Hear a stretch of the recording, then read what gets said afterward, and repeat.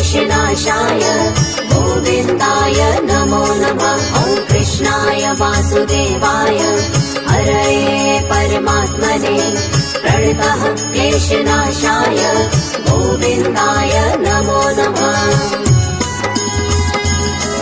ॐ कृष्णाय वासुदेवाय हरये परमात्मने प्रणतः क्लेशनाशाय गोविन्दाय नमो नमः। ॐ कृष्णाय वासुदेवाय हरये परमात्मने प्रणतः क्लेशनाशाय गोविन्दाय नमो नमः।